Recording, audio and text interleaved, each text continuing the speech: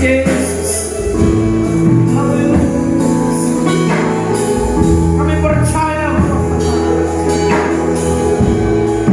kami percaya kuasa Allah mengerjakan kami. Kami percaya mujizat masih ada di tempat ini.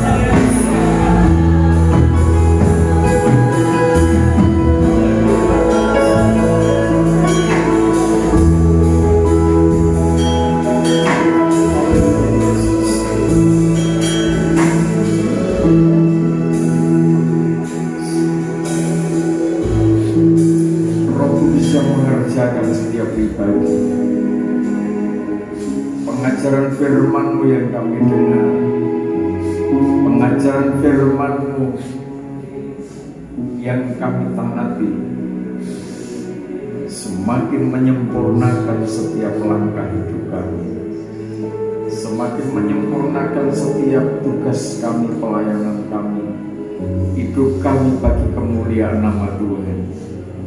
Kami percaya pagi ini Kau mengerjakan kami untuk suatu kemuliaan yang datang. Kami percaya pagi ini Kau mempersiapkan kami. Kami percaya pagi ini Kau memperkuat kami untuk suatu pekerjaan besar yang Tuhan percayakan. Sampai negeri ini diberkati Tuhan. Sampai negeri ini melihat kemuliaan Tuhan. Sampai negeri ini merasakan kemuliaan Tuhan. Terima kasih Bapa. Perlindungan menyata di tengah-tengah kami. Di dalam nama Tuhan Yesus Kristus kami sambut firman-Mu dengan penuh kelembutan hati. Amin.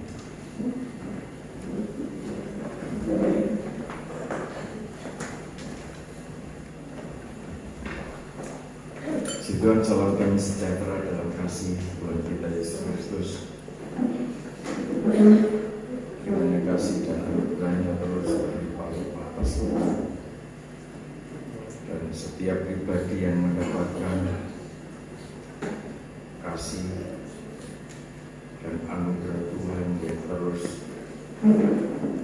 mengalir berlimpah di atas kita, maka kita terus melaksanakan kehendaknya dengan penuh tanggung jawab, dengan penuh kerelaan, dengan penuh kasih, dan tentunya di dalam kekudusan. Saudara,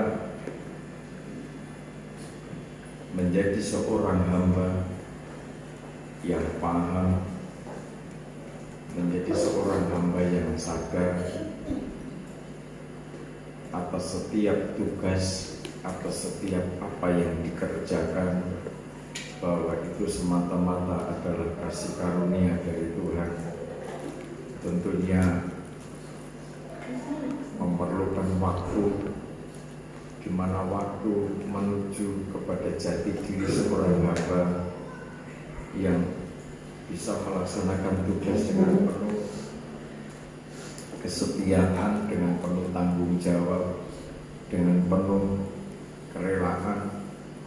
Ada sebuah proses yang harus dipahami, mendidik, melahirkan, memunculkan tokoh-tokoh pelaksana pergerakannya Tuhan, memiliki pribadi seorang hamba yang betul-betul siap mengabdi dengan satu pemahaman yang dikerjakan sebatas tugas, sebatas kemurahan anugerah dari Tuhan. Kalau kita masing-masing paham, masing-masing sadar, maka tidak ada kebanggaan diri. Kita tidak bisa bermegah dengan apa capaian apa yang sudah kita kerjakan untuk kemuliaan nama Tuhan. Sebab apapun kita harus sadar bahwa kita yang tetap debu, tanpa campur tangan Tuhan, tentunya debu tidak punya kemampuan apa-apa. Injil Lukas pasal 12, pasal 17 saya masuk. Injil Lukas pasal 17.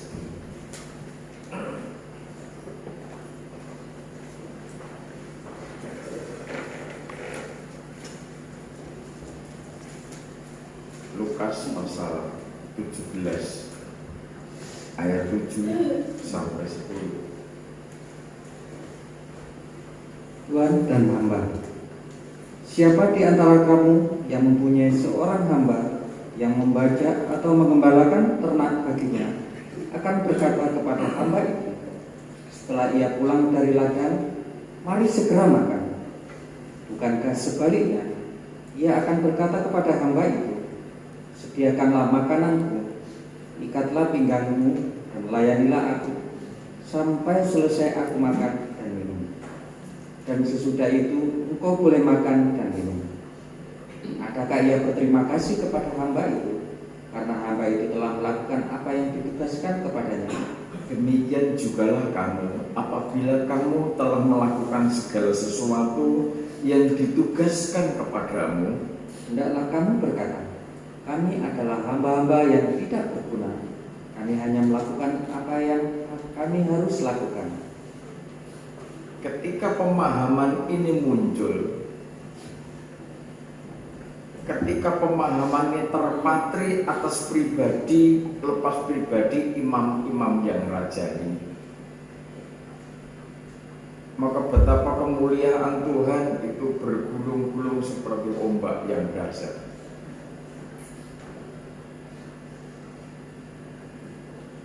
Seorang hamba yang melayani Tuhan dengan tulus hati, tidak ada kemegahan diri.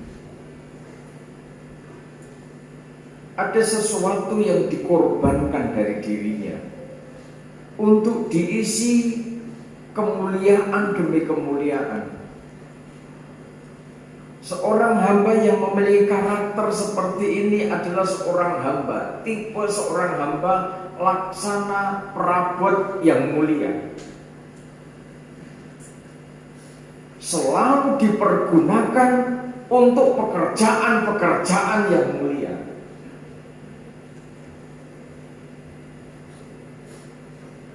Pengajaran yang disampaikan kepada murid-murid dari Tuhan Yesus ini mendidik kita supaya kita ini memiliki sebuah kelembutan hati.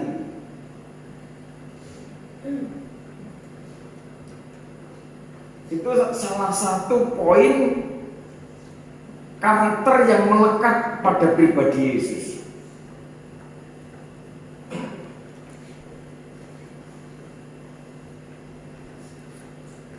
Diceritakan di situ, digambarkan di situ, kalau kamu punya seorang hamba, punya seorang asisten, punya seorang pembantu. Dikatakan ketika dia pulang dari ladang, capek. Tentunya capek, penat, sudah kerja seharian. Sampai di rumah, maka sang Tuhan katakan, siapkan makan dan minum untuk aku.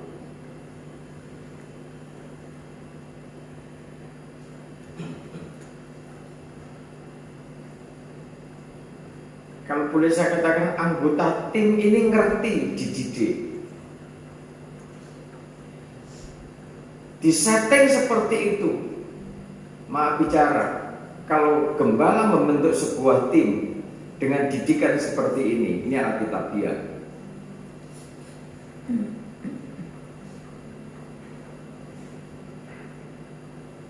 Di mana salahnya?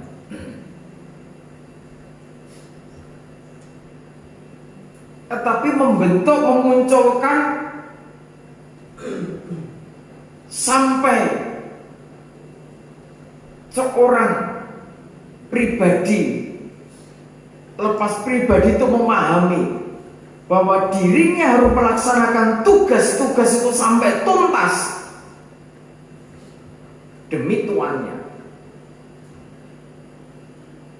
setelah melayani demi tuannya, demi majikannya, ibaratnya begitu, baru aku selesai makan, baru kamu makan.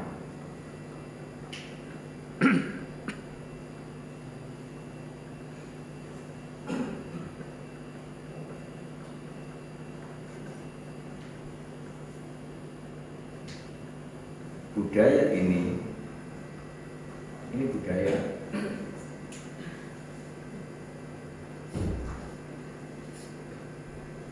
sejak zaman nenek moyang saya pahami. Sebelum saya buka Alkitab, hal seperti itu sudah dijalani nenek moyang kita. Bahkan seorang anak ketika pulang dari ladang bekerja, mungkin mencari kayu bakar. Zaman sekarang nggak ada anak, apalagi di perkotaan, mencari kayu bakar, mencari rumput sampai 2-3 kali, ngangkati pupuk dari rumah, diantar ke sawah, ke ladang. Pulang dari sana harus merebus air untuk orang tua, merebus air untuk minum, harus membersihkan halaman, bersihkan rumah dan lain sebagainya. Nyiapkan makan untuk orang tua, nyiapkan makan untuk kakak-kakaknya, mungkin untuk adik-adiknya mungkin. Orang dulu itu anaknya cukup banyak, bukan cukup 2. Bisa 5, 6, 7, 8, 9, 10, 12 sampai bahkan lebih ada 1 ibu. Saya kan 7 bersaudara, saya nomor 7.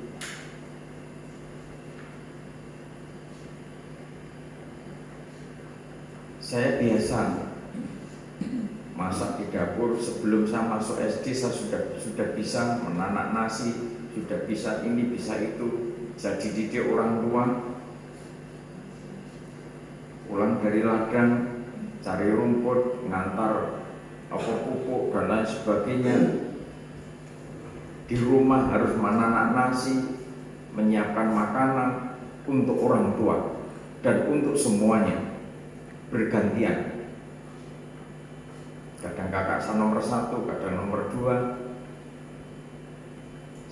Saya pribadi dididik seperti itu.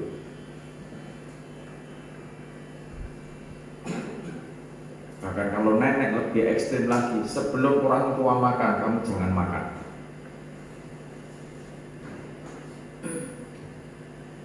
Setelah orang tua, piringnya, tempat makannya kamu cuci, baru kamu boleh makan. Itu didikan mental, itu didikan perasaan, bagaimana kita bisa menahan rasa. Mungkin merasakan sama-sama capek, tetapi ternyata firman Tuhan juga mendidikkan bagaimana seorang hamba yang setia dan bijaksana. Dalam Lukas yang sebelum pasal-pasal sebelumnya, pasal 12, mendidik, menciptakan, memunculkan, melahirkan seorang hamba, seorang tokoh yang punya karakter, punya pribadi. Seorang hamba itu perlu proses. Ini menyangkut perasaan.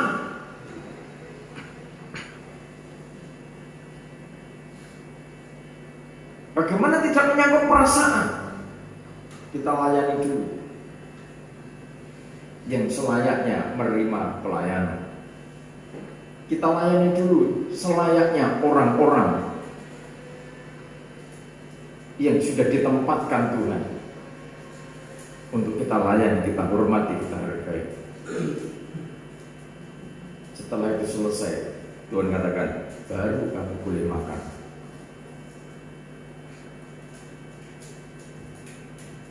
Ini menyangkut bagaimana kalau kita ini seorang hamba, kita bisa menempatkan diri. Kalau kita bisa menempatkan diri, mengutamakan, memprioritaskan bagi Tuhan, maka nanti terbiasa. Di dalam lingkungan keluarga, kalau itu diterapkan, maka di hadapan Tuhan, maka tidak ada umat Kristen yang kurang ajar terhadap Tuhan. Maaf bicara, saya sitir perkataannya Maliaki. Kenapa akhir sama? Apa ada orang Kristen yang kurang ajar? Banyak.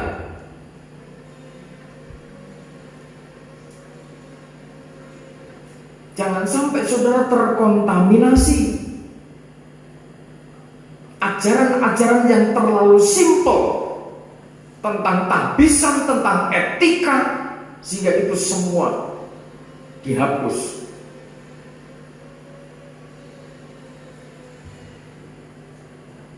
Bisa itu masing-masing pribadi kita harus tahu bagaimana mengutamakan Tuhan. Didikan ini untuk hidup kita, kalau diterapkan atas aktivitas hidup kita, keluarga kita, bagus ini.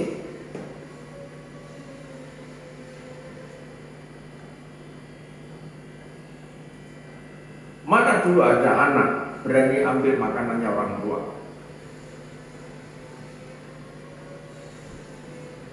Ada? Ada berarti? Tak berani.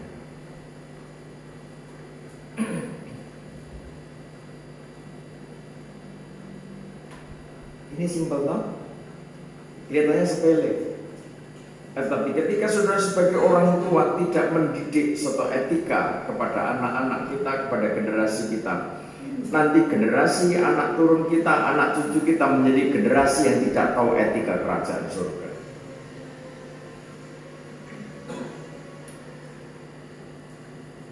Itu sejak Taman Eden sudah dikasih. Etika itu sudah ada. Tuhan katakan ini boleh dimakan, tapi itu jangan. Artinya itu didikan, kalau bukan hakmu jangan dimakan.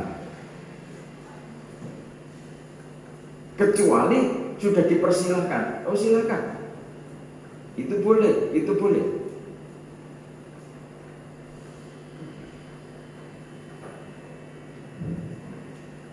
Kita berbicara kegerakan global, kita berbicara tentang bait Allah, kita berbicara tentang pembangunan tubuh Kristus.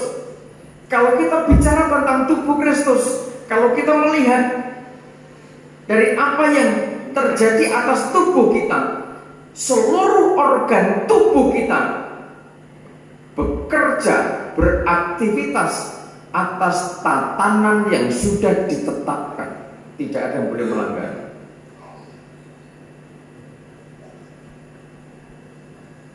Betul?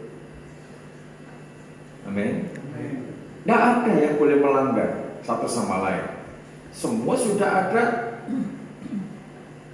tugas masing-masing. Sudah ada aturannya. Tentang nutrisi, tentang vitamin, tentang gizi yang diperlukan masing-masing organ tubuh kita, satu sama lain berbeda. Tidak ada pelanggaran di sana. Kalau ada pelanggaran, nanti lambat laun organ-organ tubuh kita akan mengalami sakit penyakit. Saudara, memunculkan seorang hamba yang sadar bahwa setiap apa yang dikerjakan, dia berkata, kami adalah hamba-hamba yang tidak berguna. Kami hanya melakukan apa yang kami harus lakukan. Ketika kita menjadi seorang hamba sadar diri, ketika kita menjadi seorang hamba paham apa yang kita kerjakan, itu memang sudah selayaknya.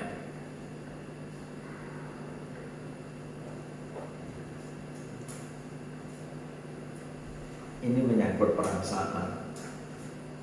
Perasaannya terdidik dari mana? Dari ladang, capek, pulang harus menyiapkan makanan untuk tuannya. Setelah tuannya selesai, setelah melayani dengan tuntas, baru kita boleh menikmati bagian kita. Saudara kerja seharian, dengan aktivitas masing-masing di kantor, ada yang di ladang, ada yang berdagang, ada yang belajar, ada yang ternak, ada yang bercocok tanam. Secara fisik mungkin capek, tapi itu kan aktivitas. Kalau aktivitas itu rutin, kontinu kita kerjakan, maka itu sudah menjadi kebiasaan. Tapi jangan lupa, ada Tuhan yang menanti saudara. Jangan karena saudara capek dari ladang saudara,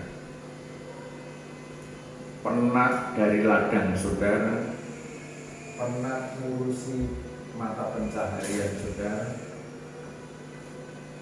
sehingga saudara lalai,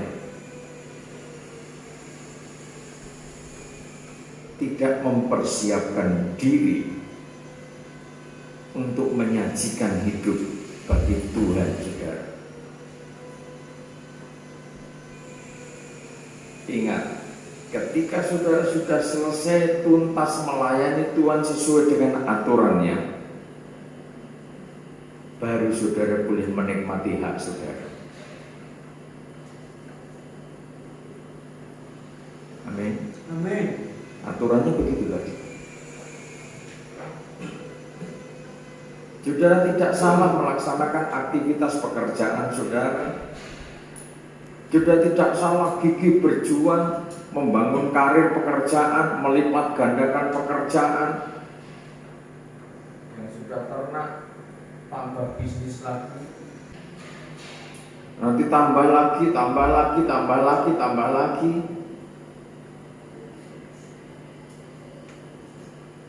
Semakin bertambah harta saudara, ingat pemazmur, jangan sampai hatimu melekat di situ.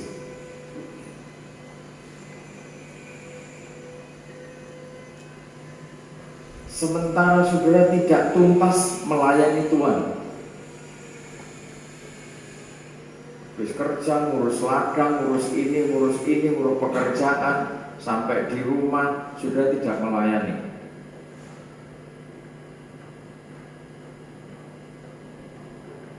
Semalam sudah tidak punya kemampuan apa-apa. Ingat, capek-capek dari ladang, Tuhan katakan, sediakan makan minum bagi aku. Setelah itu selesai, baru kamu nikmati berkat yang menjadi hakmu. Artinya, ketika saudara sudah selesai beraktivitas semuanya, ini bicara menata bernakalnya. Ini levelnya sudah di sini.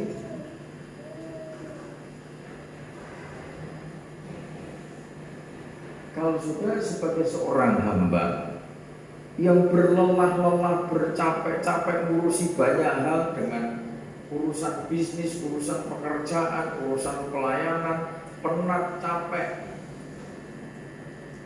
Sementara saudara harus tetap melayani Tuhan.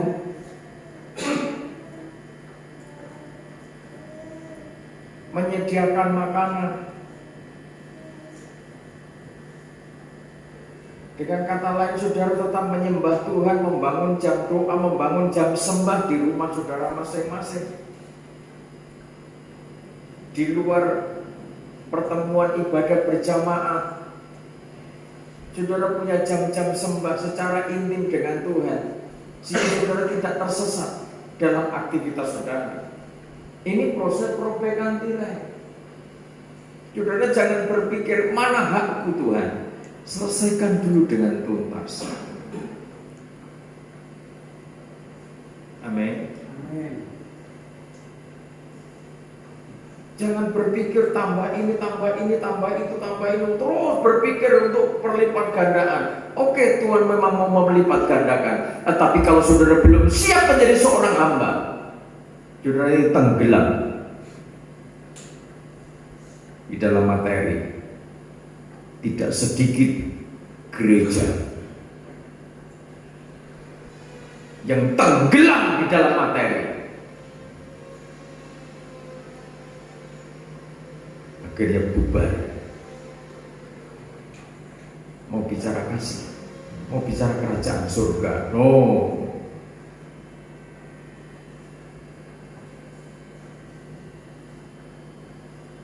Materi tidak perlu.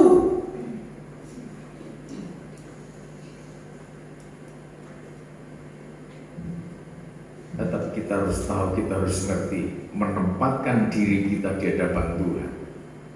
Sekali Tuhan katakan sesuatu, berhenti, maka kita tidak bisa berbuat apa-apa.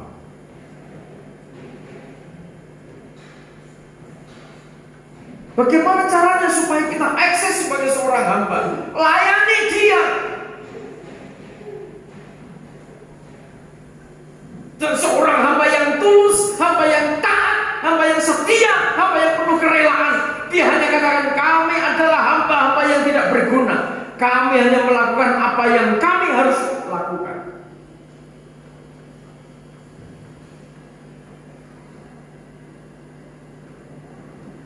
Apa artinya saudara mendapatkan materi yang terus berlebih-lebih, bertambah-tambah terus, tetapi kedekatanmu dengan Tuhan semakin jauh, semakin jauh. Komunikasimu dengan Tuhan semakin jauh, semakin jauh, semakin jauh. Kalau dipikir hamba ini capek, membajak atau menggembalakan ternak, setelah pulang dari ladang, sang tuan tidak langsung mengatakan, ini berkatmu, nikmati. Tidak. Tetapi disuruh bekerja, mempersiapkan hidangan, makan minum untuk Tuhan.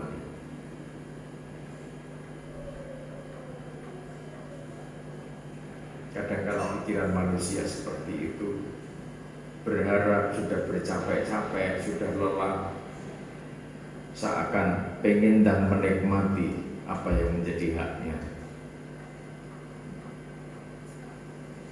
Tapi ingat, di tengah-tengah kelelahannya, sang hamba ini mengerjakan tugas untuk tuannya dengan tuntas. Berarti seorang hamba ini punya kekuatan ekstra. Amin. Amin. Amin. Punya kekuatan ekstra.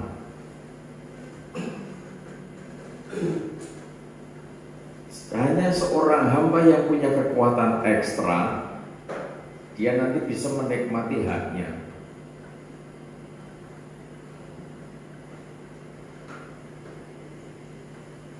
Bagaimana untuk menikmati kekayaan yang di Tuhan sediakan? Rahasia memiliki kekuatan yang ekstra ini yang harus kita gali. Ini posisinya di pintu tirai. Levelnya sudah sangat tinggi. Kenapa saya katakan sangat tinggi? Ini sebentar lagi sudah masuk ruang Maha Kudus. Secara spesifik ini menyangkut perasaan. Yang menjadi tirai, kadang-kadang kenapa? Kok secepatnya kita tidak secepatnya menerima hak? Kita harus kupas, kita harus terus telusuri.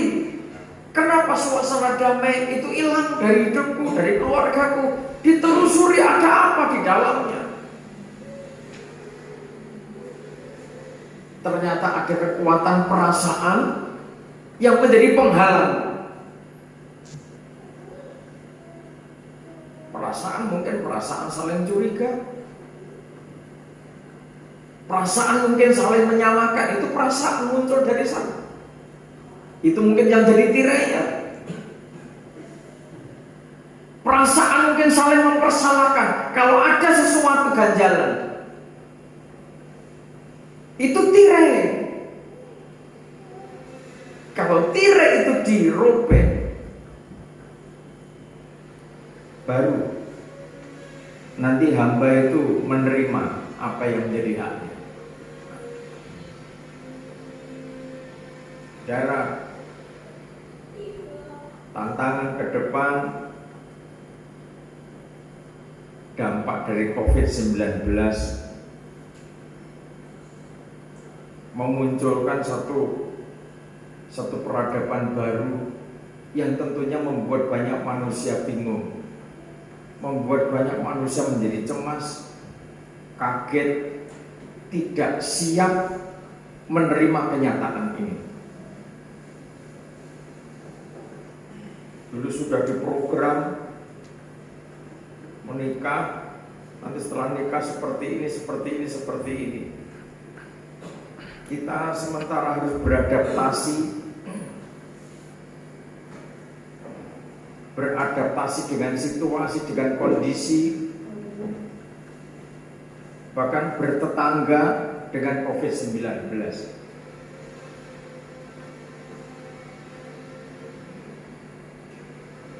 Kalau saudara mau tanya kepada para ahli epidemiologi atau ahli tentang virus yang lain-lain, saudara tanya silakan. Apakah mungkin virus ini hilang?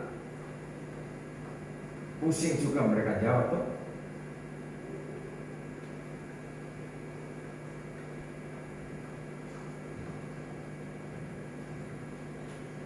Makanya dari sudut pandang spiritual,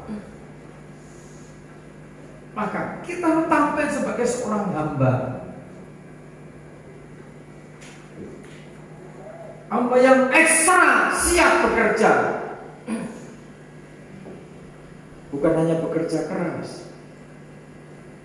Saudara bekerja keras, tetapi hatimu bukan hati yang kudus, bukan hati seorang hamba. Nanti kerja kerasmu menjadi sia-sia. Miliki hati seorang hamba, miliki hati seorang hamba yang lembut hati, yang paham bahwa apa yang kamu kerjakan, apa yang sudah kerjakan memang sudah sedemikian haknya untuk Tuhan.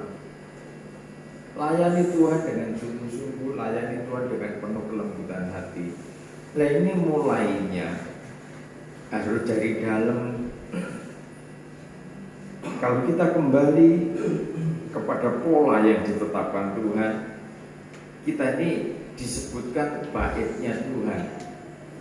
Kita ini tabernakelnya Tuhan.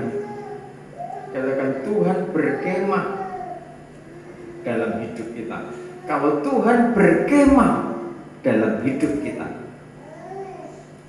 saya tegaskan ulang bahwa Dia membawa hukum, Dia membawa aturan, Dia membawa sebuah ketetapan. Tahapan demi tahapan ini yang perlu kita pahami.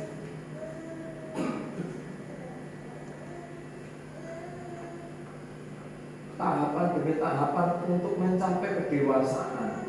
Kalau sudah pada level ini terlalu bagi saya pribadi enak bersukacita di dalam Tuhan.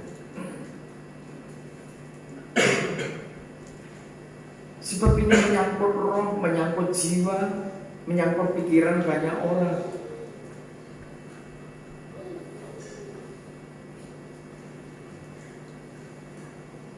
Saya katakan kembali, ngurusi jemaat Tuhan, ngurusi jiwa-jiwa tidak bisa seperti ngurusi perusahaan. Juga punya target sekian ratus juta dalam sebulan.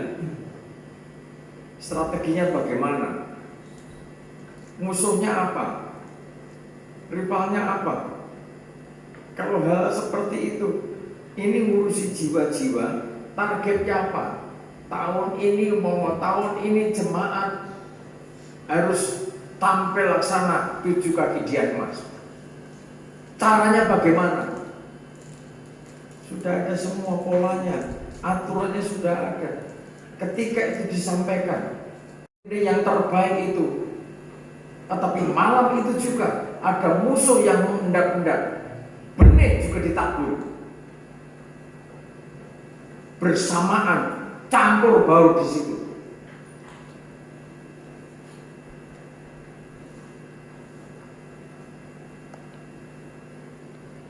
Kamu ibadah gini aja setan ya ada kok. Menggoda telinga, menggoda mata, apalagi nyekel HP, ya kan? Yang dilihat bukan firman, tetapi mutek-mutek rono rene gitu. Itu jenis kesetanan.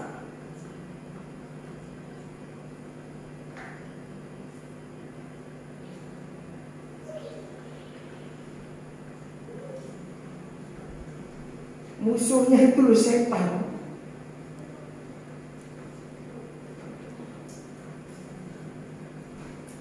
Batas waktunya kapan? Itu rahasianya Tuhan. Senang saya kalau tahun ini pengajaran tentang pelita emas tak sampaikan jeret selesai, langsung jadi pelita emas. Oh senang banget. Coba sih rasanya sekti-sekti kabeh. Iya toh. Hikmat ma'rifatnya tajam-tajam,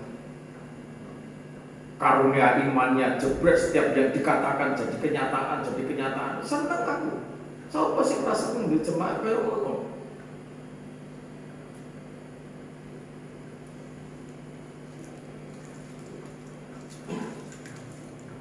Itu kan tidak semudah itu kan. Saya sampaikan pengajarannya sekian kali, saya sampaikan terus berulang-ulang tentang kesetiaan. Yang ketangkap berapa persen? Belum tentu 50%, belum tentu 70%. Ditangkapnya mungkin 90%, dijalani 1% mungkin. Bisa terjadi kan?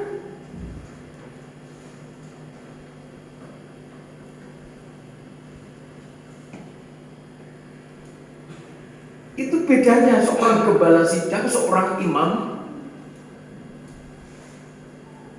seakan diam, tidak melakukan sesuatu. Atau pekerjaannya berat setiap saat. Pakaiannya ditetapkan, kostumnya ya seperti ini. Bukan secara lahiriah. Kalau secara lahiriah kita tidak mampu mengadakan kostum seperti itu. Coba saya gelap mengadakan kostum seperti ini. Nenek gelap seperti Imam Besar Harun, kostumnya seperti ini. Tanggungnya gak apa-apa. Ayo, siapa sih mampu? Ini satu permata yang ada di pundak ini aja miliaran harganya. Kalau dua, belum ini 12 batu permata ini, belum urin tumim yang di balik tapal dada ini ada dua, ada sepasang. Itu paling mahal harganya. Ini permata mahal semua.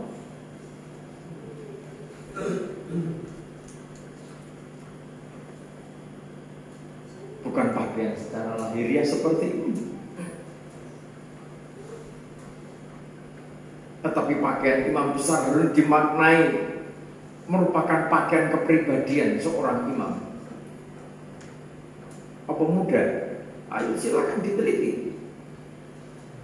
Kalau sungguh-sungguh seorang gembala sidang, seorang hamba Tuhan, ngikuti aturannya, pola Tuhan, polanya Tuhan, silakan diteliti.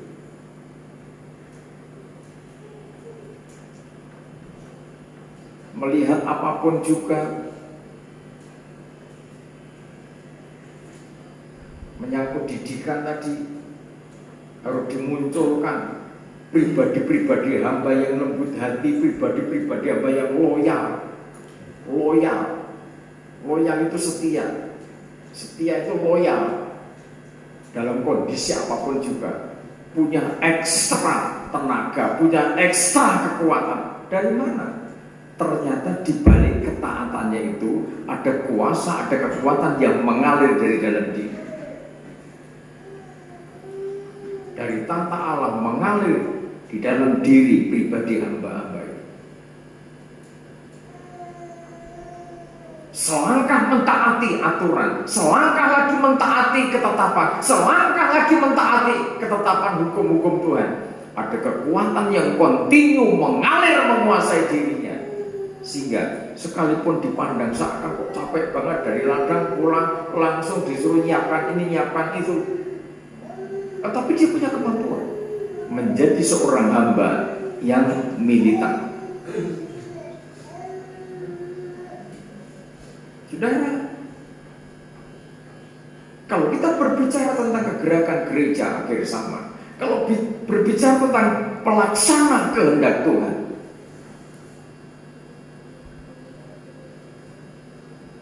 kita harus siap dibentuk menjadi seorang hamba yang militan.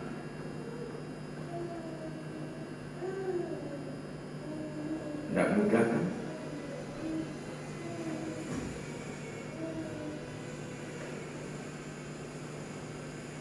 Secara umum, maka kalau kita bicara tentang kegerakan besar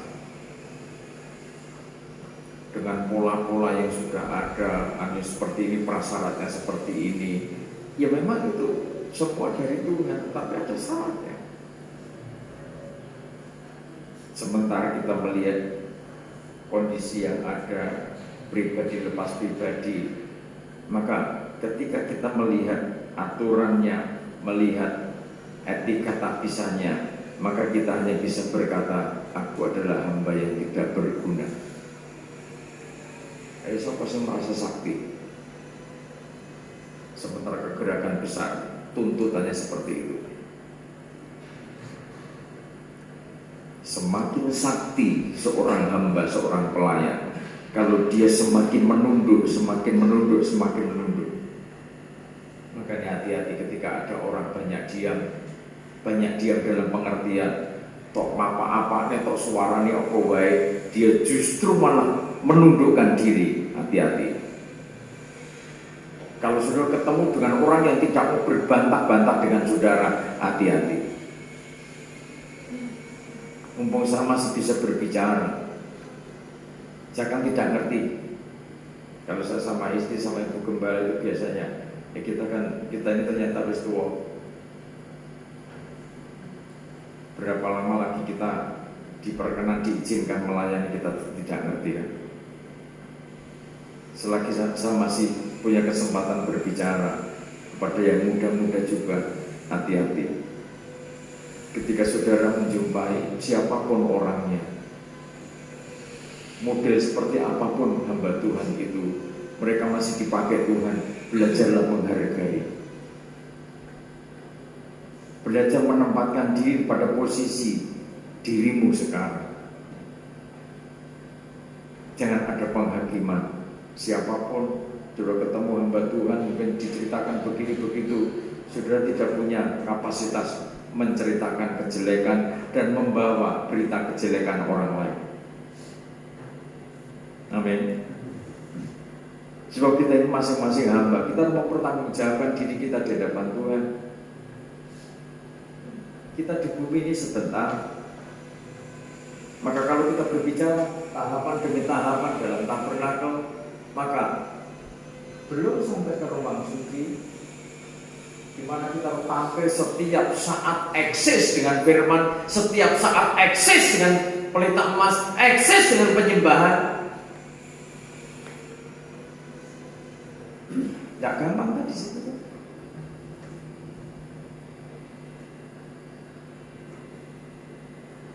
Penyembahan, kadang iya, kadang enggak, kadang iya, kadang enggak. Bicara pelita emas, karunia-karunia di 9 karunia di sana. Jangan sampai saudara merasa punya, merasa berguna, tetapi pada dasarnya Tuhan katakan, aku tidak kenal. lebih mesane yang menurut kita kan. Lebih baik katakan aku ini hamba yang tidak berguna. Aku hanya melakukan apa yang aku lakukan, semestinya aku lakukan. Terus sama nanti kota gak dibayar kok gelem-gelem. Aku hanya hamba. Ini waput ini. Nanti kota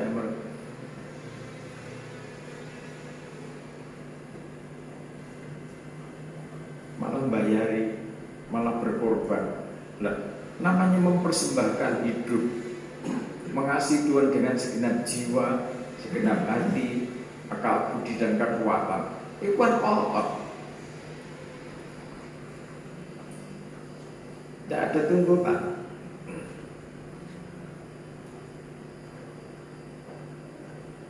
Sebelum ke sana coba mari kita sebelum ke ruang ini ruang yang penuh kuasa. Jika kalau saudara fokus ke sana dari rumah saudara mau beribadah sudah ekstra kekuatan. Amin. Amin. Amin. Amin. Sekalipun ada kopi, ada saudara sudah ekstra kekuatan karena apa? Hamba yang setia melayani, dia layak mendapatkan hak dari Tuhan. Dari mana datangnya berkat Tuhan mau pakai siapa? Itu kan rahasianya Tuhan. Sebelum masuk ruang suci, di sana ada aturan. Di sini lo sudah ada aturan tentang bagaimana kondisi keluargamu, harus bagaimana membangun keluarga. Di situ sudah, itu belum Kristen dewasa, belum dikatakan. Ini kan levelnya orang-orang yang dipercaya karunia, dipercaya jabatan, dipercaya perbuatan yang ajaib, dipercaya buah-buah roh. Itu dasarnya di sini. Dan di area halaman tabernakel, di sana sudah ada check and balance. Bagaimana nikahmu? Bagaimana ibadahmu? Bagaimana pergaulanmu? Etikanya di situ sudah ketat. Bagaimana di dalam nikah harus betul-betul menjaga suasana hati yang damai. Itu orang ngerti penyembahan ada kan? Belum diajarkan tentang penyembahan di situ. Bagaimana menjaga hati seorang istri, hatiku tetap damai supaya suamiku ya damai. Hatiku, pikiranku suci, hatiku, pikiranku, tindakanku benar sesuai firman Tuhan dan memiliki kemurahan hati. Itu aturan nikah. Belum ngerti penyembahan di situ.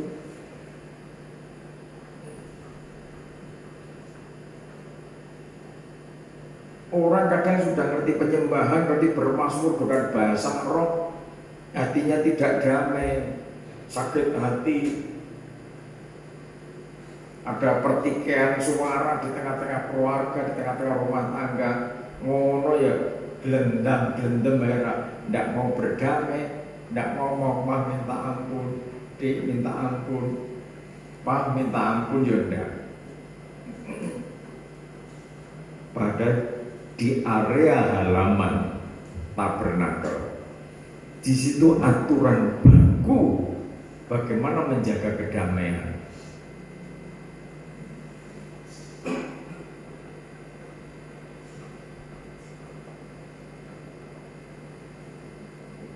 Orang yang seakan sudah dewasa malah gak ngerti, ya, rusak aturan tahbisan seperti itu.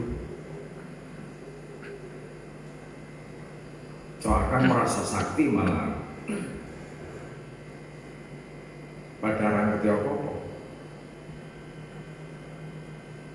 Mari kita belajar semakin hati-hati, sebab di sisi lain dunia digoncang. Firman Tuhan menjanjikan kekayaan bangsa-bangsa akan mengalir kepada saudara. Tetapi kalau artinya ada peluang untuk saudara diberkati. Secara finansial, iya. Tetapi ketika sudah punya finansial, muga apa? Itu harus sudah saudara programkan, saudara agendakan. Jangan sampai nanti uangnya makin banyak, justru matamu tersesat. Perhatianmu di pelayanan flat saja, perhatianmu ke pelayanan biasa-biasa saja. Sing tok perhatikan malah bagaimana bikin rumah lagi yang bagus, bagaimana koleksi sendal, bagaimana koleksi dompet, koleksi tas, koleksi sepatu, koleksi dasi, koleksi apa saja. Hati-hati.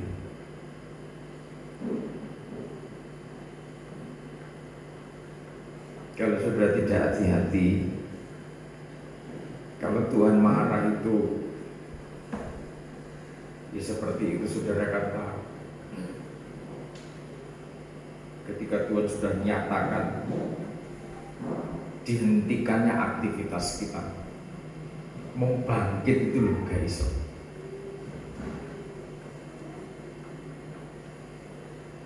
Kalau masih mendapatkan roh kasih karunia, satu kali dipukul, dibangkitkan lagi, digairahkan lagi.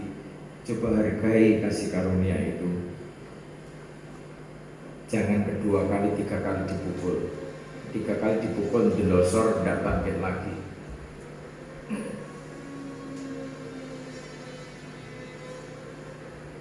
Makanya potensi yang ada pada saudara masing-masing pribadi, mari berjuang, menyangkali diri untuk bisa melayani Tuhan dengan sukacita. Hargai kasih karunia Tuhan.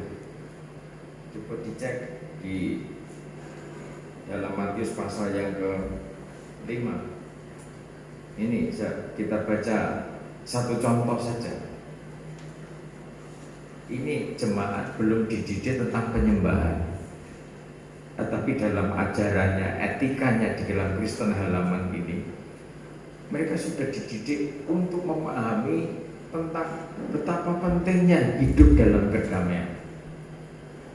Nah, kalau suami istri damai, suami istri bisa sinergi kerjasama dengan baik, sekalipun capek penat, ada energi yang muncul dari dalam dirimu untuk melayani Tuhan. Energi itu tidak tercipta ketika hatimu tidak damai. Tapi kalau damai, semangat. Semangatnya itu terarah. Ingat, semangat boleh, tetapi kalau semangat itu tanpa hikmat, akhirnya nanti justru malah menyengsarakan. Matius pasal 5 ayat yang ke-21. Karena kamu telah mendengar yang difirmankan kepada nenek moyang kita, jangan membunuh, siapa yang membunuh harus dihukum. Tetapi aku berkata kepadamu, setiap orang yang marah terhadap saudaranya harus dihukum. Siapa yang berkata kepada saudaranya kafir harus dihadapkan ke mahkamah agama, dan siapa yang berkata jahil harus diserahkan ke dalam neraka yang menyala-nyala. Jadi hukumnya kan lebih luar biasa. Juga tidak boleh mengkafirkan orang. Kata kafir itu pandangan Israel, Yahudi. Jadi orang-orang atau bangsa-bangsa di luar Yahudi, Israel, itu dianggap oleh mereka bangsa kafir, termasuk kita. Jadi kalau ada orang mengatakan sudah dia kafir, rasa ngamuk, tidak apa-apa, kita memang bangsa kafir, ya kan? Itu pandangannya Israel. Satu bangsa yang sangat disayang Tuhan, dipilih Tuhan. Itu pandangan mereka. Pandangan mereka begitu. Sebab itu jika engkau mempersembahkan persembahanmu di atas mezbah, dan engkau teringat akan sesuatu yang ada dalam hati saudaramu terhadap engkau, tinggalkanlah persembahanmu di depan mezbah itu, dan pergilah berdamai dahulu dengan saudaramu, lalu kembali untuk mempersembahkan persembahanmu itu. Segeralah berdamai dengan lawanmu selama engkau bersama-sama dengan dia di tengah jalan, supaya lawanmu itu jangan menyerahkan engkau kepada hakim, dan hakim itu menyerahkan engkau kepada pembantunya, dan engkau dilemparkan ke dalam penjara. aku berkata kepadamu, sesungguhnya Engkau tidak akan keluar dari sana sebelum engkau membayar hutangmu sampai lunas. jadi orang yang tidak berdamai itu diibaratkan orang yang punya hutang. Saudara tidak akan bisa keluar dari sana sebelum saudara membayar hutang itu. Bagaimana caranya membayar hutang? Saudara berdamai. Hutang dosa. Jadi kalau hati tidak damai, jadi kalau saudara mau mempersembahkan sesuatu di mezbah, atau saudara mau menyembah Tuhan, atau saudara mau datang beribadah, teringat tentang sesuatu pada saudaramu, tentang sesuatu pada istrimu, pada suamimu, pada anakmu, berdamai dulu. Ini aturan hukum Kristen kanak-kanak dalam pola tabernakel Kristen halaman. Kekuatannya dari mana? Ketika seseorang itu menghargai korban Kristus, menghargai pengorbanan Tuhan, maka ada kekuatan untuk seseorang itu berdamai.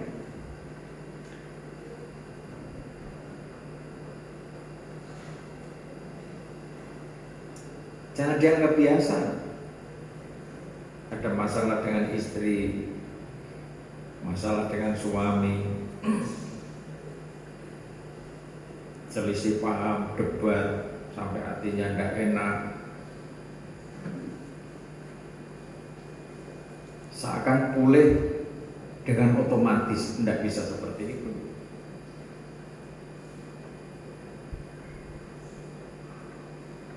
Jujur aja ketika saudara datang menyembah Tuhan, apa kira-kira bisa penyembahan? Makanya tidak mau bergeger, gak bisa penyembahan. Mau bertengkar, rame meriah begitu terus. Sujud terus, haleluya, terima kasih Tuhan, saya menang hari ini. Begitu. Papanya dalam pihak yang kalah akhirnya ngacir keluar rumah. Tuhan, terima kasih, pembelaanmu luar biasa.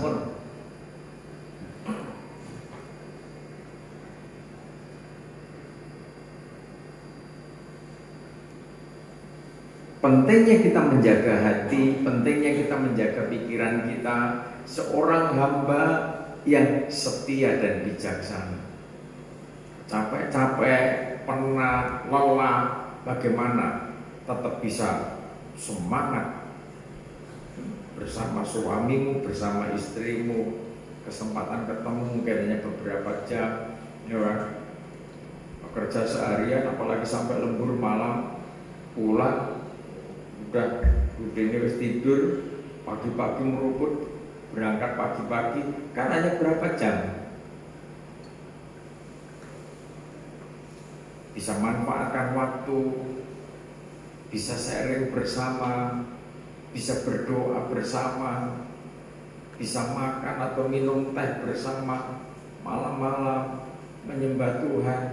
Coba nikmati hidup bersama Tuhan, bersama keluarga bagi kemuliaannya. Amin. Ojo karena capek, iya, langsung geluntung, ngerti geluntung. Bojone gak direken, wis padha kok enak dhewe-dhewe, atau bahkan ibadah we geluntung. Ibadah ndak sadar karena tengler-tengler. Mari kita ibadah, tolong sadar dong.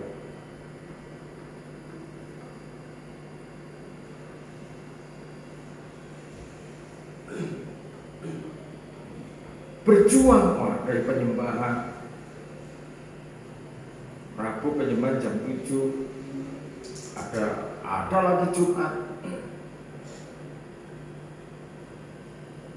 Nggak apa-apa nanti Jumat mau di mana gitu, tidak dipastori, mau Jumat nanti di tempatnya siapa, nggak apa-apa, silakan inden, boleh inden.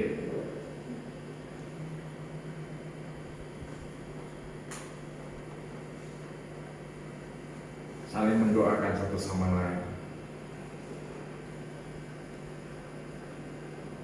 Karena untuk menjadi seorang hamba yang setia, kita perlu terus bekerja bersama-sama, bersinergi satu sama lain, saling menolong. Kalau bicara tabernakel, bicara pola yang ditetapkan Tuhan, maka kita tidak bisa bekerja sendiri.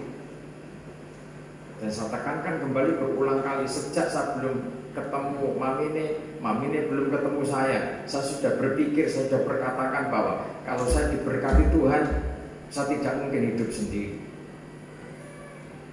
Itu melekat sudah, terdidik sejak kecil. Kecuali suatu saat nanti mungkin wis tua, mungkin menghindar atau minggir dari kebisingan, bisa juga terjadi. Punya tempat yang khusus untuk bukit doa, kita melayani. Saya khusus penyembahan kok. Semakin tua semakin banyak penyembahan, semakin tua semakin banyak memuliakan Tuhan. Duduk diam di kaki Tuhan, mendoakan anak cucu supaya dipakai Tuhan dengan luar biasa. Amin. Jadi ketika kita sampai saat ini masih eksis, masih ada, coba kita berpikir, jangan lengah. Juga boleh berpikir visi besar, silakan. Saya hargai, saya support. Tetapi di sisi lain, jangan ada ketimpangan di tengah-tengah keluarga. Apalagi yang muda-muda, saudara, badanmu, fisikmu masih fresh.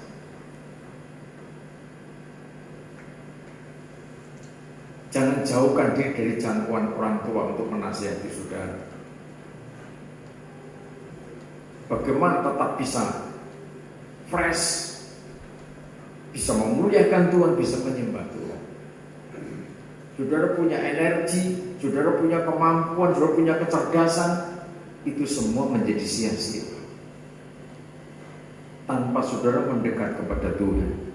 Daud yang sedahsyat itu, saudara baca dari Mazmur pasal pertama. Kenapa Daud seperti itu? Karena Daud suka mendekat kepada Tuhan. Kenapa Salomo seperti itu?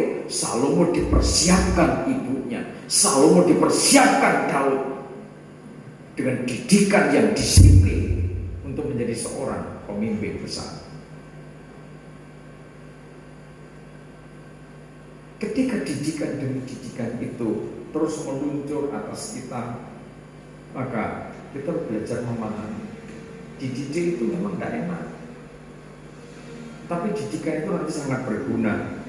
Ketika orang tua sudah semakin loyo, semakin tidak mampu, tidak berdaya, kan udah gak kepake. Berpikir, pernahkah sudah merenungkan sebagai orang tua, semakin tua, mulai jalan tuyul-tuyul, tambah tongkat. Anakmu sudah gede, sudah punya anak dan punya cucu, saudara masih ada. Ada saatnya mungkin saudara merasa tidak dipakai. Ya wis tuwek. Maka pager di sana sembahyang tok ngono iku. Lah terus apa meneh? Mau apa lagi? Aktivitas terbatas. Bisa itu coba kita baca sekarang. Banyak orang berpikir segala sesuatu yang tidak pernah dilihat mata, sesuatu yang tidak pernah terbatinkan, disediakan memang. Untuk siapa? Untuk yang mengasihi dia. Mengasihi itu bagaimana? Mengasihi itu melakukan apa yang menjadi kehendak. Coba dibaca 1 Korintus pasal 2. Kalau itu tadi Injil Matius tadi itu levelnya. Hukum nikah dalam Kristen mula-mula, belum ngerti penyembahan, belum ngerti kepelitaan, belum ngerti bagaimana hidup laksana meja roti sajian, belum sampai ke sana. Aturannya sudah ketat, sudah disiplin, dan Tuhan memakainya dengan luar biasa. Apalagi ketika, mari coba dibaca mulai ayat yang ke-6. Hikmat yang benar. Sungguh pun demikian, kami memberitakan hikmat di kalangan mereka yang telah matang, Ya, yaitu hikmat yang bukan dari dunia ini, hikmat yang bukan dari dunia. dan yang bukan dari penguasa-penguasa dunia ini. Jadi hikmat yang bukan dari dunia ini diberitakan untuk orang-orang yang matang, dewasa, ngerti tanggung jawab, ngerti kerelaan itu apa, ngerti kasih itu apa, ngerti kesucian itu apa, ngerti kebenaran itu apa. Makanya belajar hikmat dan marifat perlu sebuah ketekunan, perlu kelembutan hati. Ini dasarnya. Jangan sampai saudara merasa berhikmat, bermarifat, tetapi tidak memiliki kelembutan hati, tidak punya kerendahan hati, tidak punya ketaatan. Mau kosong. Sudah dipersiapkan menjadi pelaksana dari kehendaknya Tuhan, diperlengkapi dengan karunia-karunia roh itu. Orang-orang yang diperlengkapi dengan karunia roh, orang-orang yang matang rohani, dewasa rohani. Terus, Dan yang bukan dari penguasa-penguasa dunia ini, yaitu penguasa-penguasa yang akan ditiadakan. Tetapi yang kami beritakan ialah hikmat Allah yang tersembunyi dan rahasia yang sebelum dunia dijadikan telah disediakan Allah bagi kemuliaan kita. tidak ada dari penguasa dunia ini yang mengenalnya. Sebab kalau sekiranya mereka mengenalnya, mereka tidak menyalibkan Tuhan yang mulia. Tetapi seperti ada tertulis, Apa yang tidak pernah dilihat oleh mata, tidak pernah dilihat mata, tidak pernah didengar oleh telinga, tidak pernah didengar oleh telinga, dan yang tidak pernah timbul di dalam hati manusia, semua yang disediakan Allah untuk mereka yang mengasihi Dia. ya, semua disediakan untuk yang mengasihi Dia. Kalau saudara baca Yohanes pasal 14, siapa yang mengasihi Dia? Yang mengasihi Dia adalah orang-orang yang mentaati firman, mentaati aturan kerajaan Allah. Jadi ketika kita menjadi pelaksana dari kehendaknya Tuhan, kita diperlengkapi hikmat marifat. Dengan hikmat marifat itu, maka Tuhan akan membawa kita setingkat lebih dewasa dari Kristen kanak-kanak.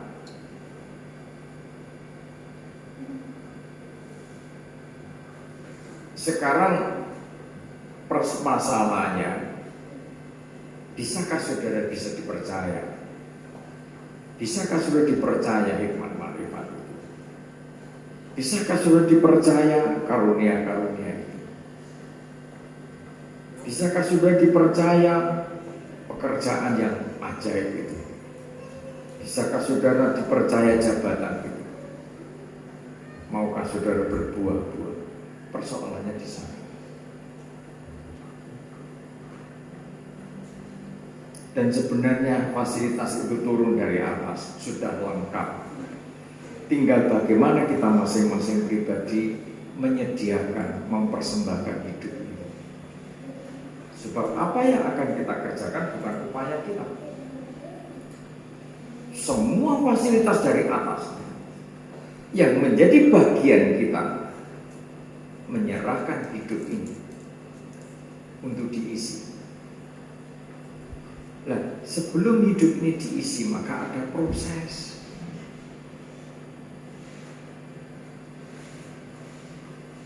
Balik lagi pada prosesnya, bagaimana hamba yang setia, hamba yang paham apa yang menjadi pekerjaannya itu diisi dengan kekuatan yang ekstra itu, kan tidak mudah.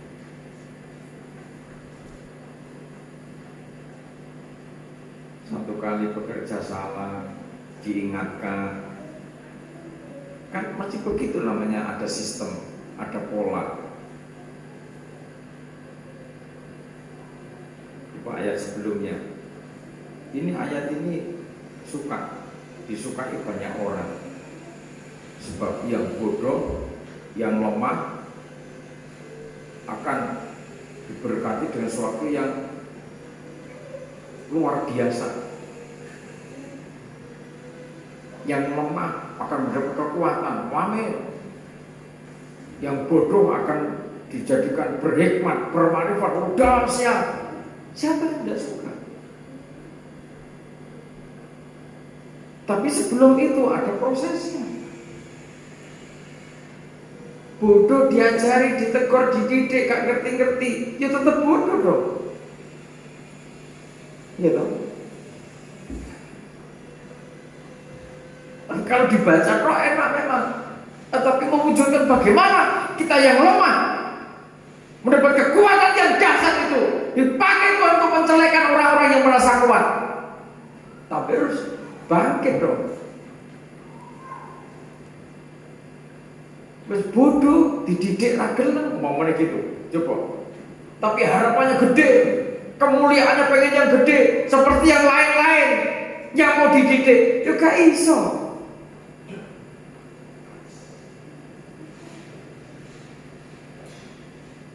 Perasaannya, pikirannya main, akhirnya cemburu, iri hati.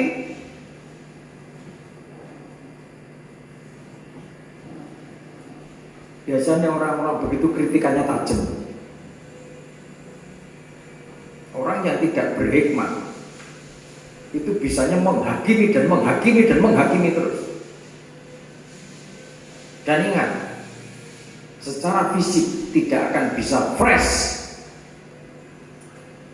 Kalau di antara saudara yang gampang sakit-sakitan, hati-hati.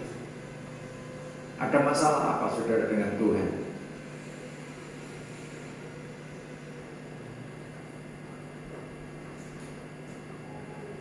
Ada masalah apa saudara dengan firman Tuhan?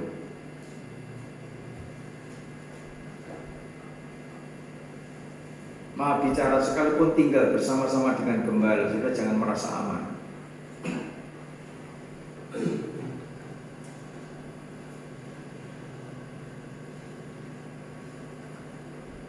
Kalau tidak bertobat, seakan dekat sumbernya pengajaran, dekat air, tetapi kering.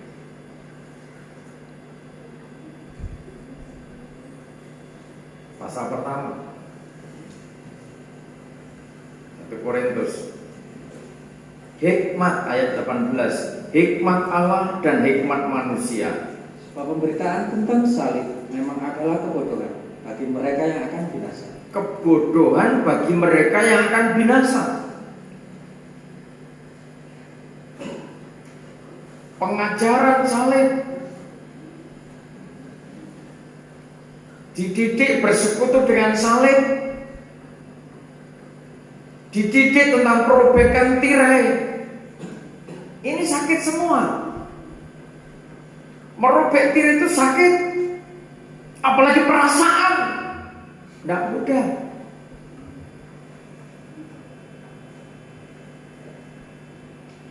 Tetapi bagi kita yang diselamatkan, pemberitaan itu adalah kekuatan Allah.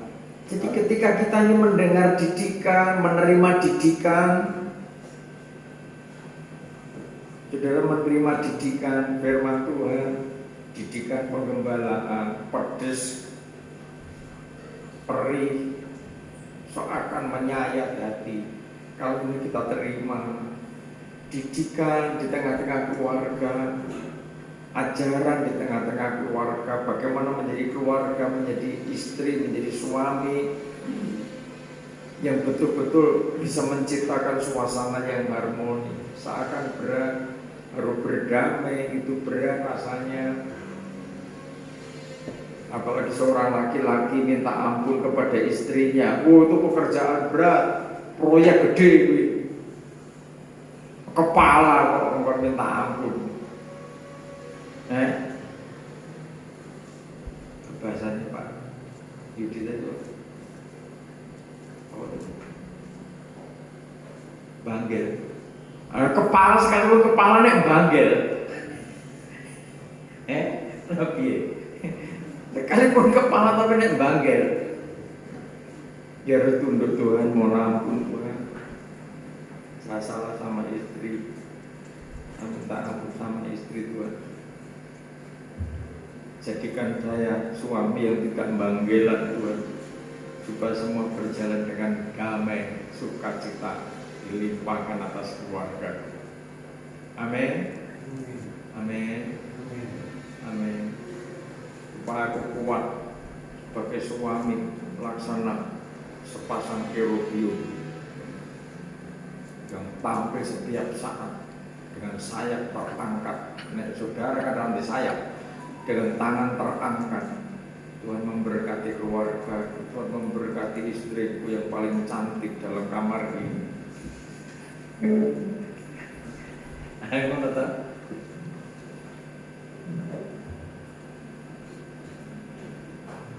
Kuat.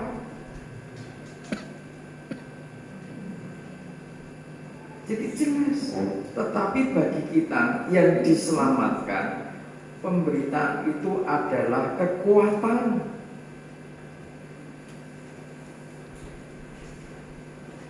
Jadi tujuan pengajaran salib itu kita diselamatkan. Dan ketika itu kita terima, maka kita semakin kuat. Nah, kita menolak, kita berbantah-bantah, kita terhisap pada orang yang bodoh, akhirnya binasa.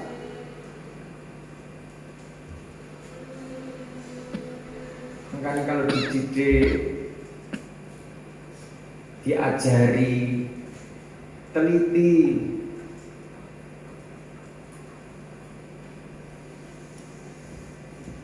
saya Ibu Gembala itu tiap hari berapa kali, tidak terhitung, harus begini, harus begitu, harus begini, harus begitu. Jangan-jangan karena setiap hari kita mengingatkan, akhirnya tidak didengar.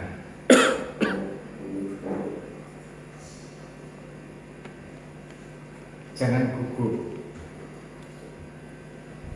belajar fokus, sehingga ketika ada perintah itu tepat sasaran, sehingga tidak merasa capek.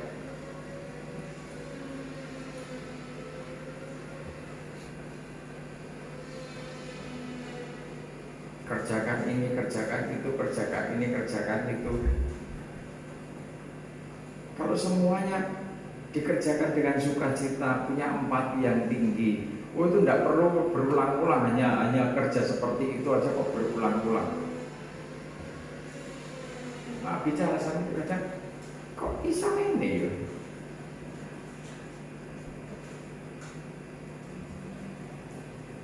Saya dulu ikut guru-guru saya terdahulu, ikut gembala saya, ikut guru saya.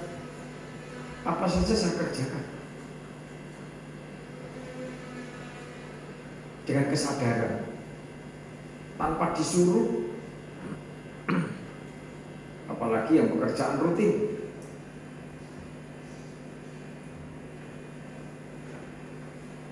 Mata melihat contohnya yang rutin itu pasti harus kita kerjakan tanpa harus otomatis. Tanaman itu kering, itu dipot atau ditanam tapi kering. Perlu belum sampai kering, jangan sampai kering. Perlu disiram.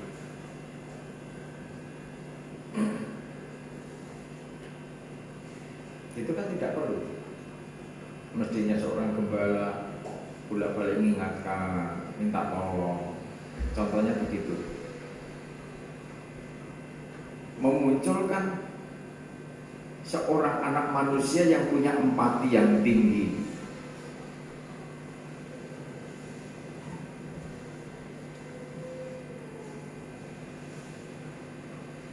Nah, kalau sudah begitu, ini kategori pasien. Pasien Yayasan Sumber Aliran Air Hidup. Maklum sedang dalam perawatan. Orang, ya iya kan? Nah, terus dia lah sedang dibimbing untuk bagaimana mendisiplin diri. Harus ini kerjakan ini kerjakan ini. Belum bisa, oh ini set langsung set selesai kerjakan ini. Terus bisa otomatis. Nah, itu perlu seseorang. Kalau Rasul Paulus katakan, aku seorang ahli bangunan. Jadi perlu seorang ahli dalam kesabaran mendidik orang seperti itu. Ya akhirnya sesampainya, ya harapannya seorang bapak, oh ditargetkan menjadi orang seperti ini, tetapi sudah dididik sekian, tidak nyampe, dipaksa malah iso mati rohani.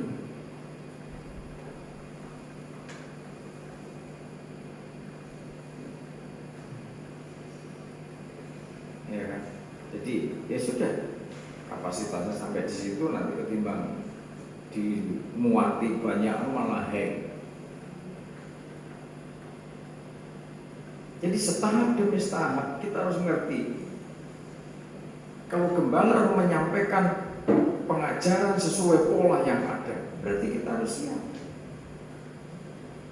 Ini didikan keras, pengajaran yang keras, makanan yang keras, bukan levelnya bayi lagi. Tetapi kita bersyukur karena Tuhan punya mau atas saudara. Seluruh umat Tuhan di tempat dipakai itu menjadi alatnya Tuhan. Amin. Amin. Sehingga nikah sudah juga menjadi nikah yang diberkati Tuhan. Suami istri saling mengisi, bisa sharing dengan baik, ya kan? Sembahyangnya semakin dikuati. Amin. Amin. Amin. Amin. Amin. Waduh, sembahyang.